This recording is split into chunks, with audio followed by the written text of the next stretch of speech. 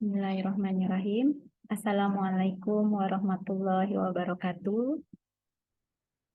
Perkenalkan, saya Dwi Kartika Susanti, dosen program studi Pendidikan Biologi Sekolah Tinggi Keguruan Ilmu Pendidikan Ar-Rahmaniyah Depok. Mohon izin untuk menyampaikan tentang pengabdian masyarakat yang telah saya lakukan. Sebelum membahas tentang pengabdian masyarakat yang telah dilakukan, bahwa terdapat amanat Undang-Undang Nomor 14 Tahun 2015 tentang guru dan dosen, bahwa memang sebagai seorang dosen perlu ada kewajiban dalam bidang pendidikan dan pengajaran. Kemudian juga memiliki kewajiban untuk penelitian dan pengabdian masyarakat, kemudian meningkatkan dan mengembangkan kualifikasi akademik dan kompetensi secara berkelanjutan sejalan dengan perkembangan ilmu pengetahuan, teknologi, dan seni. Pada kesempatan kali ini, kita garis bawahi bahwa kewajiban itu terkait dengan pengabdian pada masyarakat, bahwa dalam pengaplikasiannya di kampus itu secara teori dan kemudian mau tidak mau harus diaplikasikan di dalam masyarakat untuk membantu masyarakat untuk mengatasi segala permasalahan yang ada di masyarakat, akan dibantu dengan mengedukasi ataupun memberi berbagai jalan keluar. Kemudian tujuan dari pengabdian masyarakat. Tujuan dari pengabdian masyarakat ini membina dosen dan mahasiswa untuk meningkatkan kemampuan, keterampilan, dan kemandirian dalam melaksanakan pengabdian pada masyarakat. Jadi memang ilmunya harus aplikatif. Aplikatif itu tidak hanya secara teori, namun juga di lapangan. Banyak permasalahan di lapangan yang mungkin tidak dapat diselesaikan hanya secara teori, tapi memang harus mengcombine keduanya. Kemudian membantu masyarakat tertentu dalam bentuk beberapa aktivitas tanpa mengharapkan imbalan apapun. Pengabdian masyarakat ini adalah murni untuk membantu masyarakat pada umumnya, di mana masyarakat memang butuh kepedulian. Jadi selain dari kepedulian pemerintah, dari segi akademisi juga harus turun tangan. Bagaimana para akademisi, para mahasiswa juga ikut turun ke lapangan untuk membantu masyarakat, terjun langsung berbuat gitu ya, untuk membuat sesuatu hal yang memang dibutuhkan oleh masyarakat, walaupun mungkin itu adalah hal-hal kecil, tapi itu dapat meringankan permasalahan yang ada di masyarakat tersebut.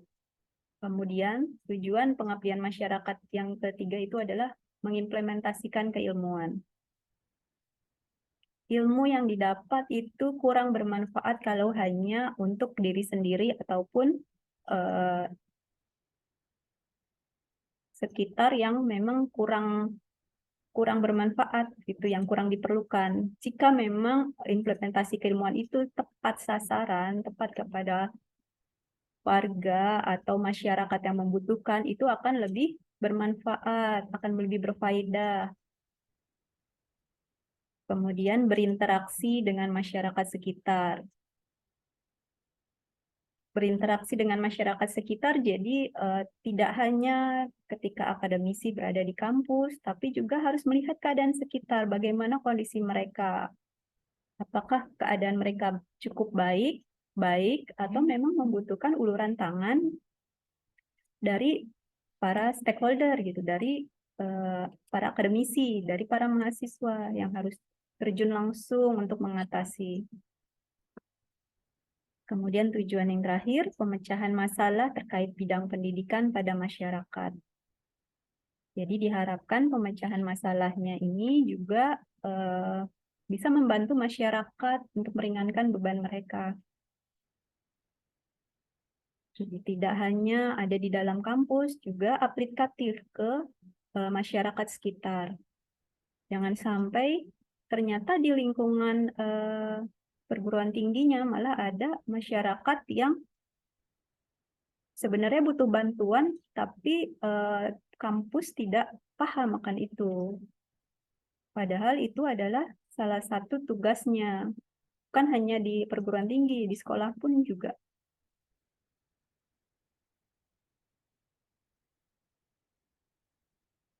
Kemudian pengabdian masyarakat yang sudah dilakukan. Yang pertama adalah pelatihan baca tulis hitung dan pojok literasi.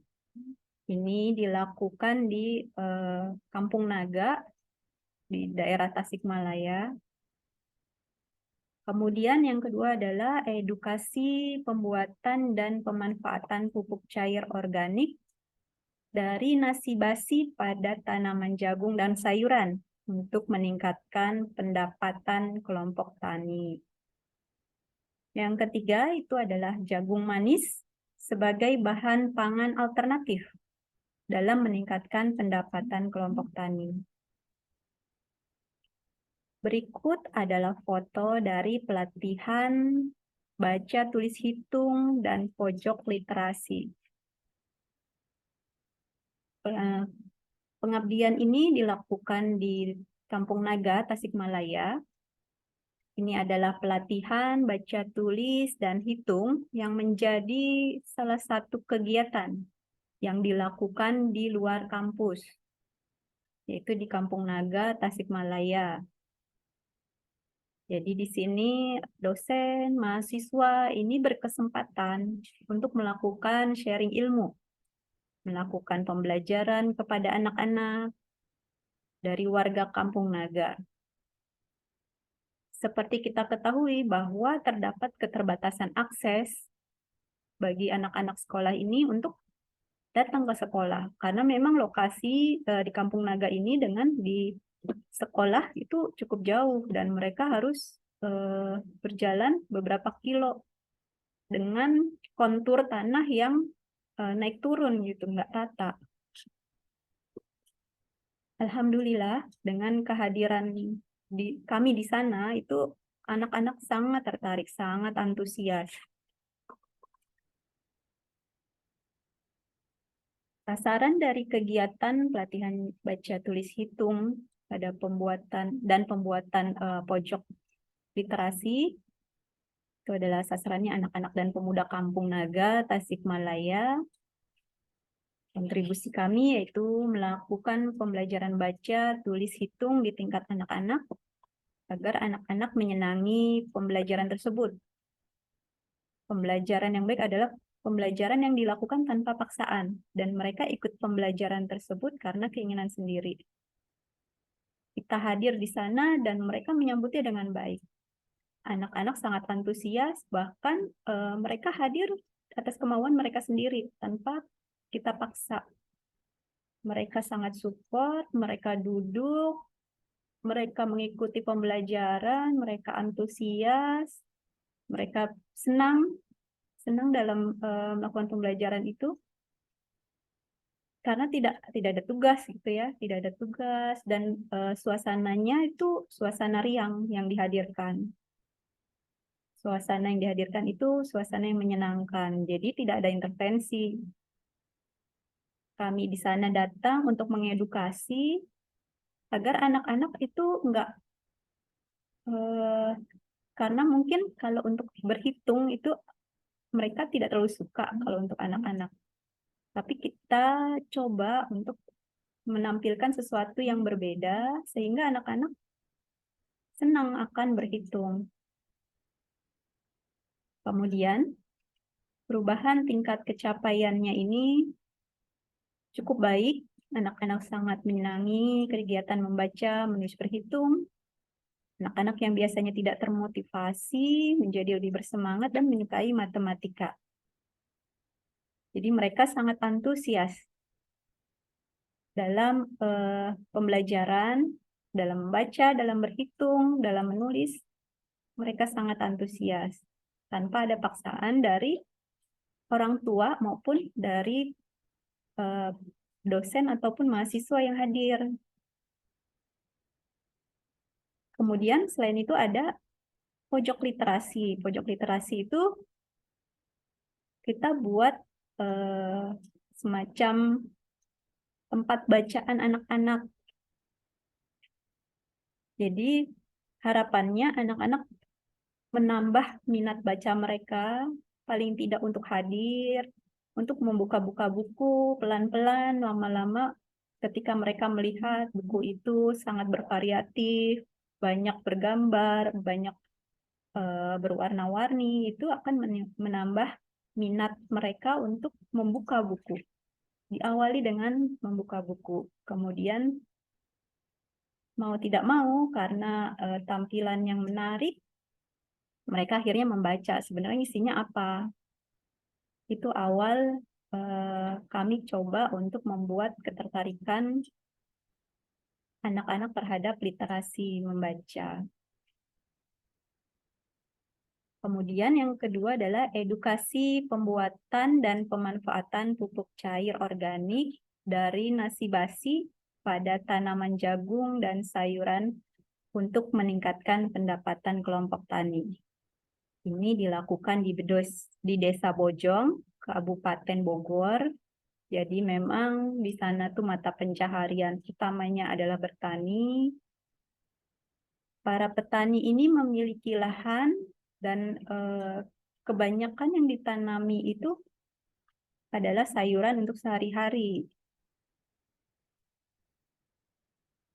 Kemudian ternyata ada kendala karena memang keterbatasan subsidi pupuk yang diberikan oleh pemerintah itu tidak dilakukan secara berkala. Kalau mereka beli sendiri itu memang harganya dari waktu ke waktu terus naik. Maka ada kebingungan dari para petani bagaimana untuk mendapatkan sayuran dan tanaman jagung itu agar menjadi lebih subur dengan biaya produksi yang lebih rendah. Ini adalah foto-fotonya kegiatan edukasi pembuatan nasi basi menjadi pupuk organik gitu. Kemudian sasarannya seperti tadi yang sudah disebutkan bahwa sasarannya adalah kelompok tani Desa Bojong, Kabupaten Bogor. Kontribusinya yang dilakukan adalah melakukan edukasi pembuatan dan pemanfaatan pupuk cair organik dari nasi basi pada tanaman jagung dan sayuran untuk meningkatkan pendapatan kelompok tani. Nah, di dalam kegiatan ini, selain edukasi dan langsung mempraktekkan gitu ya, penyusunan pembuatan pupuk cair, diawali ada pemanfaatan edukasi manfaat pupuk cair sendiri. Sebenarnya kalau pupuk cair organik itu dibandingkan dengan pupuk cair kimia itu bagaimana? Jadi para petani juga merasa teredukasi. Sebenarnya lebih baik menggunakan pupuk cair organik atau yang non-organik. Atau pupuk organik yang bukan cair juga, atau yang pupuk biasa juga, yang bukan organik. Itu kita beri edukasi agar petani itu juga memiliki pemahaman yang baik terkait dengan pupuk. Jadi nggak sembarangan pupuk mereka pakai. Kemudian ada juga kita mengedukasi tentang fermentasi nasi basi menjadi pupuk organik. Bagaimana sih prosesnya fermentasi nasi basi tersebut menjadi pupuk organik? Jadi para petani pun tahu gitu. Selain itu kita juga mengedukasi tentang biaya produksi pembuatan pupuk dari nasi basi tersebut. Karena memang sangat ekonomis. Nasi basi itu bisa kita nggak perlu beli karena itu adalah nasi yang didapat dari sisa kita gitu, dari rumah yang memang dimasak dan tidak habis. Daripada sayang dibuang itu bisa dimanfaatkan. Mudah memang membuatnya, dan bisa bahan-bahan yang didapat itu bisa dari rumah karena memang mudah, seperti gula merah, air, harus nyiapin wadah, dan itu semua bisa didapat di rumah. Tidak perlu harus jauh-jauh membeli, bisa dari sisa-sisa untuk masak gitu. Kemudian disampaikan juga kita ada video tutorial dan kita langsung praktek dalam pembuatan pupuk cair ini. Kemudian perubahan tingkat ketercapaiannya ini cukup baik. Petani merasa teredukasi karena dapat membuat pupuk cair di rumah secara mandiri gitu, tanpa bergantung dari pupuk subsidi atau pupuk kimia. Jadi dengan biaya yang terjangkau atau mungkin malah tanpa biaya karena memang di dapur rumah mereka tuh udah tersedia. Sisa nasi ada, gula merah ada, terus bahan-bahan yang lain ada. Jadi mereka tinggal membuat. Dan itu buatnya sangat mudah gitu. Dengan harga yang terjangkau, kemudian hasil panen pun bagus, maka petani jadi lebih semangat tentunya. Nah, yang ketiga ini terkait dengan jagung manis sebagai bahan pangan alternatif meningkatkan pendapatan kelompok tani. Ini karena memang pencahariannya, mata pencarian petani di sana memang sebagian besar adalah bertani jagung. Jadi memang ketika panen itu sangat melimpah dan mereka bingung.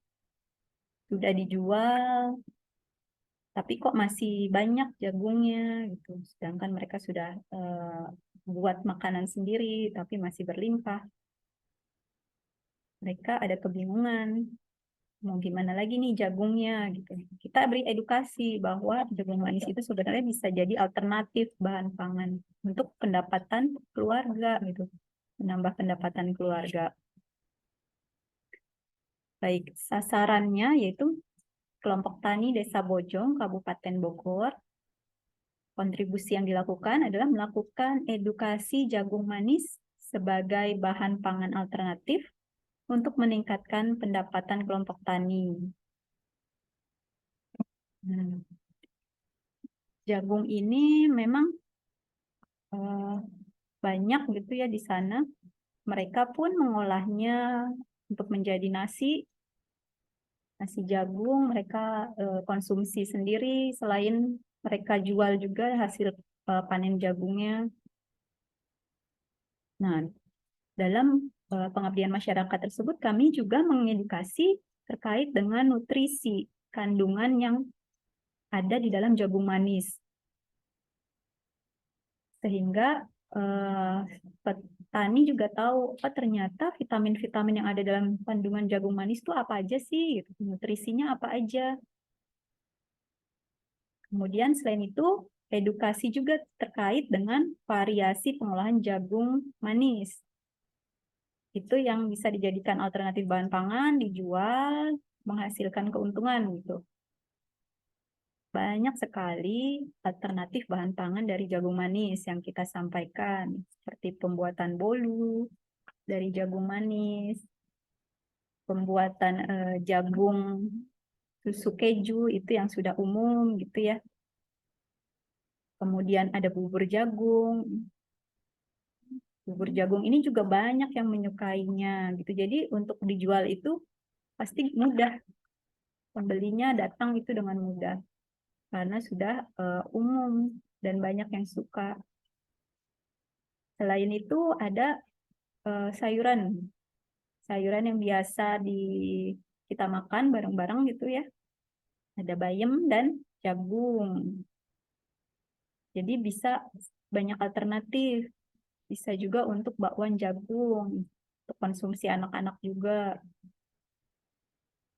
Banyak sekali alternatif dan itu menghasilkan tambahan pendapatan untuk keluarga. Selain itu ada edukasi pemanfaatan jagung sendiri untuk meningkatkan pendapatan petani. Jadi bagaimana sih kita mengolahnya? Apakah memang harus dimakan? Bagaimana kalau tidak habis? Seperti apa penanganannya? Nah, kemudian perubahan tingkat kecapaiannya, tingkat ketercapaian cukup baik. Petani merasa teredukasi karena dapat mengolah jagung menjadi makanan yang bernilai jual sehingga mendapatkan tambahan pendapatan. Mungkin sekian paparan tentang pengabdian masyarakat yang telah saya lakukan. Saya ucapkan terima kasih. Wassalamualaikum warahmatullahi wabarakatuh.